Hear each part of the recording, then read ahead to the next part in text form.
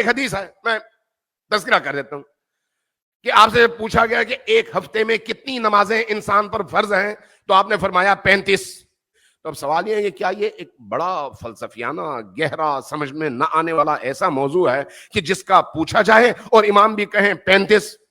ابن تیمیہ ان علماء میں سے ہیں جنہوں نے اہل البیت کی شان میں وارد ہونے والی احادیث کو بالعموم غلو کہہ کر کانٹا لگایا اور اس کا صفایا کر دیا، کہا کہ یہ ساری کی ساری جعلی حدیثیں ہیں، چونکہ بغض جو تھا اندر، جب یہ حدیث اس کے سامنے آئی تو اس نے تمسخر اڑانا شروع کر دیا۔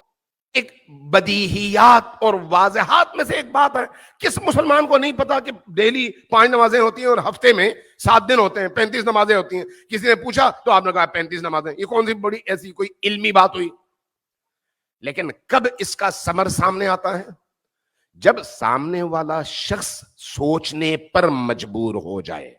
یہ جو ہم فقاہت، اجتہاد اور مجتہدین کا احترام کرتے ہیں اور ان کو نائب امام سمجھ کر ان کی تقلید کرتے ہیں، اس کی وجہ وہی فہم حدیث ہے۔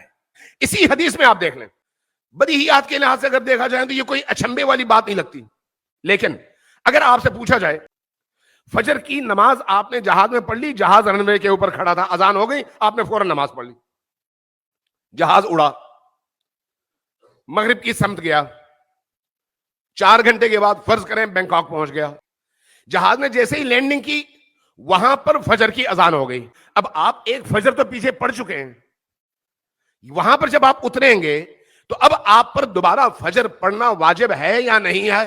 یہاں پر سمجھ آتا ہے کہ امام جب کہتے ہیں ہفتے میں 35 نمازیں ہوتی ہیں تو ان 35 نمازوں کا کیا مطلب ہے؟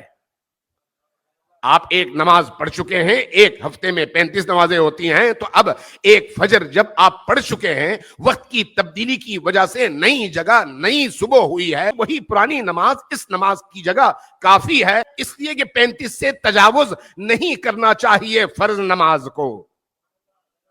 اب یہ بات کس کو سمجھ آئے گی؟ جو ان احادیث میں بردباری کے ساتھ غور و فکر کر کے امام کے کلام کے مقصود کو سمجھنے کی کوشش کرے۔